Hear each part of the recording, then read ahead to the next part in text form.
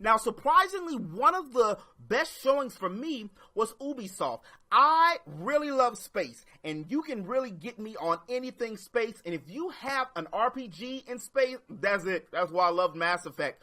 But this isn't an RPG, but that Starlink Atlas looks amazing to me, and what really sold me, because you know I'm going to get the one for the Switch, is my boy Fox that's going to be exclusively for the Nintendo Switch. And the ability to be able to have these ships and put them onto your Joy-Con game controller is very, very cool to me. Animation looks very Nintendo-ish. It looks very rare or Nintendo-ish, and I don't mind that on some games, and it fits perfectly with the addition of my boy Fox McCloud. So I really did like that.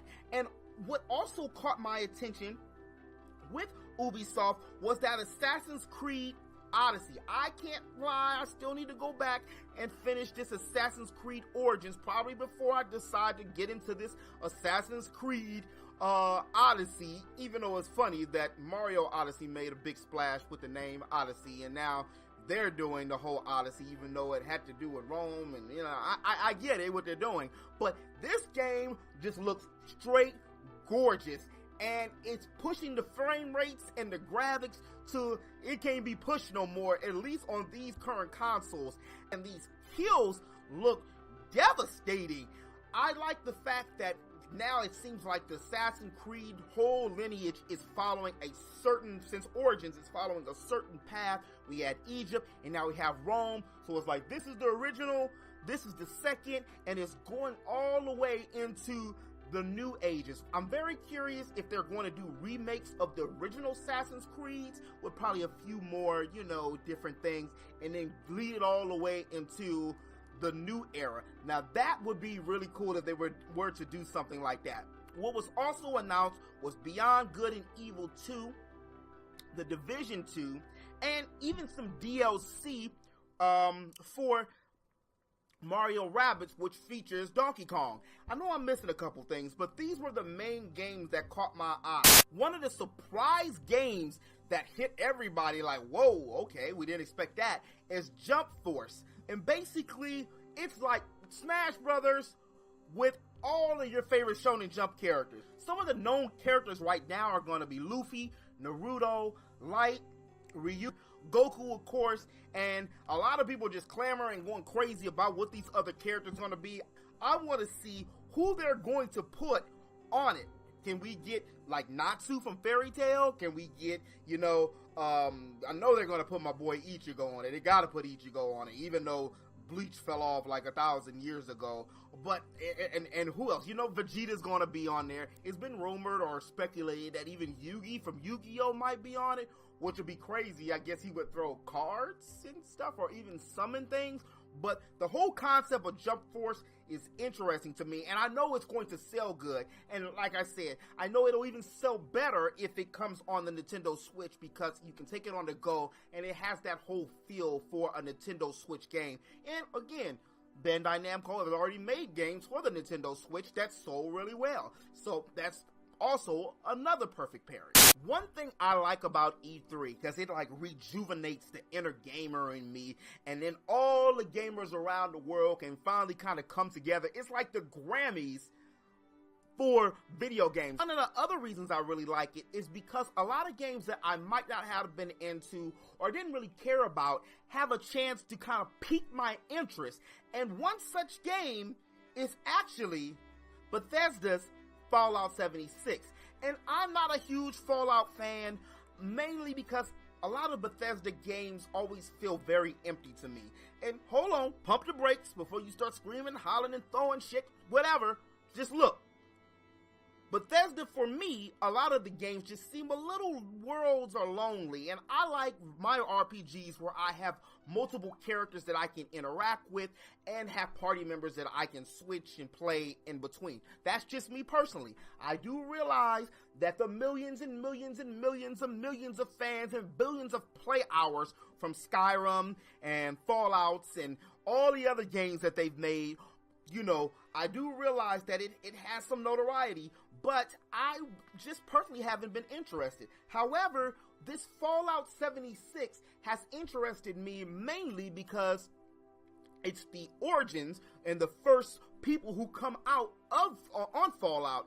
And what really intrigued me, besides the graphics, and I'm not the biggest graphic person, but besides that, main thing that really excited me about the game is the online functionality. Like, the game can be played one player and single player mode, but to get that true rich Fallout 76 experience, you can play with other people that are your friends, and you can journey and level up and enjoy the story along with them.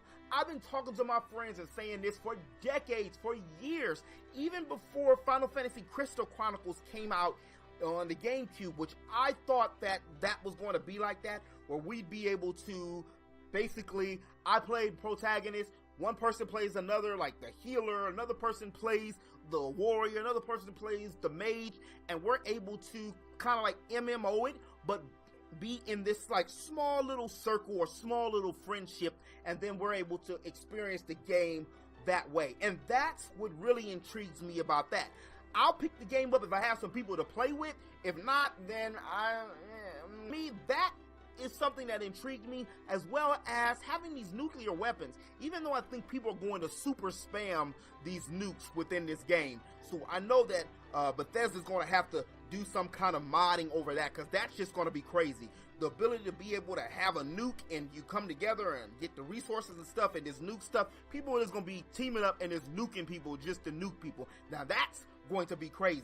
We also had Doom that's coming out. We also have another Skyrim, and they talked about it. They just did the whole Metroid Prime 4 thing with the Skyrim, and they just, just was like, okay, Elder Scrolls, I said Skyrim, but Elder Scrolls 6 is going to be here. And again, that's a big game. I'm not the biggest Skyrim or Elder Scrolls fan, but I do realize how significant it is and how many billions of hours people have put in it. I really felt personally that Bethesda didn't really have that many new IPs. It was almost that they were just kind of recycling things for them. But I mean, if you got something good, you milk it to, you can't milk it no more. And that's basically what they're doing. And last but not least, Sony is what Sony does. And, well, they're Sony. They started off the show, which the conference was a little all over the place. I was watching a couple of homegirl streams, Nia, the Gaming Her, and Coupon. I was watching their streams, and none of us in the chat or nobody that was streaming knew where the hell the conference was going. It was supposed to be a pre-show, and then we jumped into the regular show, and then they had everybody playing instruments, and then they had all the people moving to different rooms, and I don't know what the hell they were doing. I did like the fact that they were showing gameplay, because a lot of the previous games were just showing, the CG footage. Sony actually did show some gameplay, and again, Sony is what Sony does, and they make theatrical games. And one of the biggest theatrical games that they have is The Last of Us 2. And The Last of Us 2 is, if you watch the opening scenes, where Ellie kissing on another woman, you can see that's very progressive. I'm like, okay, pat on the shoulder there, Sony. Okay, you're doing your thing. It's 2018. You're like, hey, some whole Legend of Korra type stuff. All right, yeah, I'm feeling it.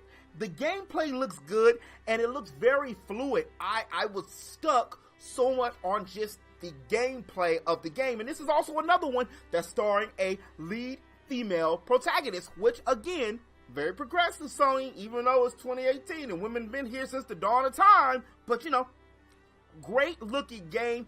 I like the fact that she has a lot of different movements than Joel has, because Joel was this big 6-foot-something dude, and he was like lumbering and powerful, but she has the ability to use the bow and arrow, which it looks like she's going to be using the bow and arrow a lot on this particular game. Went from a scene with her girlfriend to her cutting somebody's throat, so we're knowing that this is going to be a brutal game. What I'm really hoping that this game keeps is the whole clickers being very scary in the game, because I can't lie to you, one of the scariest games I've ever played was The Last of Us, and I played that in the dark with the surround sound. If you play something in the dark with the surround sound, when them clickers came up, that was crazy.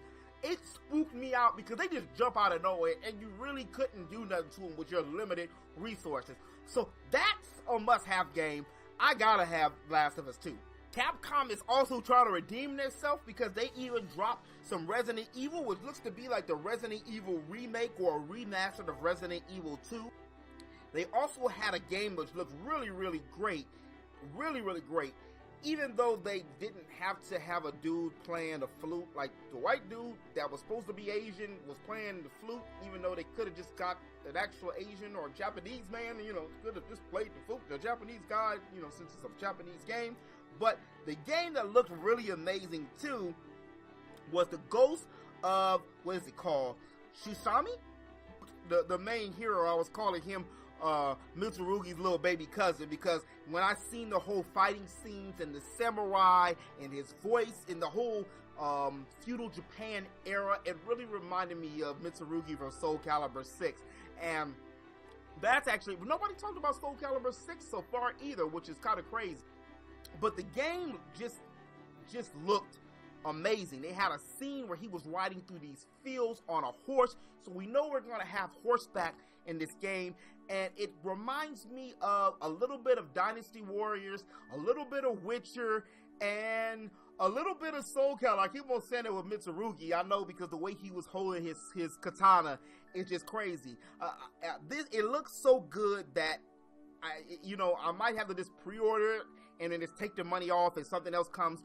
But we'll see how it pans out, because again, you can't judge a game by just the initial trailer. You want to play. Now, I know I just judged The Last of Us, but The Last of Us, that's a whole different topic, because I played the first Last of Us and I played the DLC, and those were top tier AAA games. Amazing. Another game that Sony had come out, just a brief little trailer that looked really amazing. It's also starring a female character.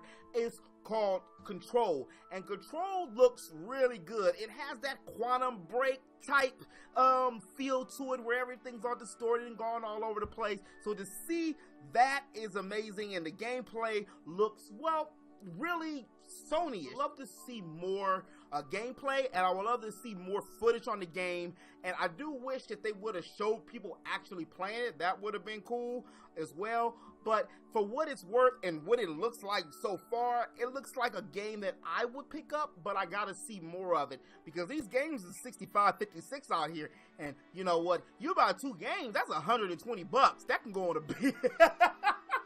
Damn, I feel like such an adult. That can go on a bill. That's a phone bill and something else. But rating all the game conferences, I'm going to say, starting from the ones I talked about in this order, I would have to give Xbox an A-.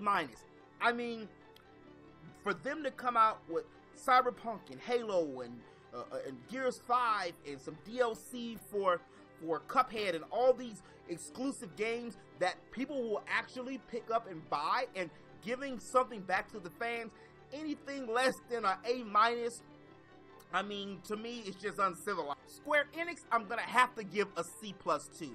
And I know some people might say I'm being generous with giving Square Enix a C+, but you know what? Their conference was short, sweet, and to the point. Yeah, we've already seen Kingdom Hearts 3 trailers everywhere, and we look like we've been getting one, for the last 10 years, but we at least got a date, which is in January of 2019, so we at least got a solid date now. And they did talk about 2 new IPs, being Babylon Fall and Quiet Man, and we're gonna get some Dragon Quest. It's also been talked about for forever, and they even talked about Project Octopath Traveler for the Nintendo Switch. And they did sprinkle in some Final Fantasy XIV stuff where it looked like my boy Orn was in the game, but he really wasn't in the game. It just looked like an outfit, which I didn't talk about earlier.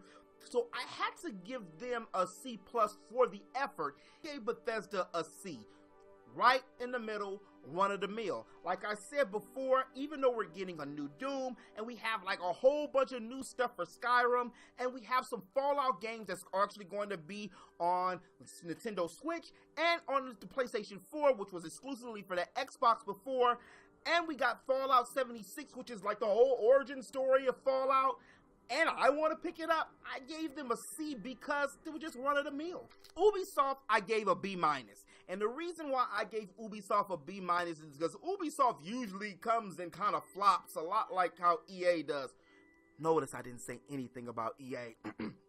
But with having Beyond Good and Evil, The Division 2, which are a cult favorite, cult classic, and Division did really well. Even just because I didn't like it that much, doesn't take the fact away that it did really well. Some DLC on the Nintendo Switch, which Ubisoft has been really, really kind to the Nintendo Switch. It's been one of those main companies, that third-party companies, that's been helping it propel along. As well as Assassin's Creed. Assassin's Creed is like Madden and like 2K. No matter what somebody says about it, everybody's going to go and buy Assassin's Creed. Anybody who likes Assassin's Creed is going to go buy the new adaptation of Assassin's Creed, even if it sucks. I gave Sony a C+, just a plus above the average. And the main reason that I gave Sony a C+ is I thought about it. I was giving them a B- or a C+. And I dropped them to a C+ mainly because, again, their conference was here, there, and everywhere. And it's just like, wow, I didn't really know what they were exactly doing. And it kind of confused me and probably the millions of viewers. Anybody I've seen their streams or anything, everybody else was like, well, what is Sony doing? I did love the fact that we got gameplay from The Last of Us. We got to see some gameplay and extended footage of Spider-Man, which I've been waiting for this Spider-Man for the longest, and that's also a must-have game for me, is this Spider-Man. But again, the conference was so wishy-washy and everywhere that it kind of like threw me for a loop. But as always in the web, thank you for stopping by. I really appreciate it. If you did like this video, it's an extra long video. I'm going to try to make tomorrow's not as long. Please hit that like button. And if you're new to my channel and you want to keep up with all things games and all things geek, make sure you hit that subscribe button. And don't forget to hit that notification bell. That's what YouTube's making us do now. It really helps me out a lot and it helps you out a lot to stay up to date on all things games and all things geek. Until tomorrow, whew, my mouth is dry. Peace.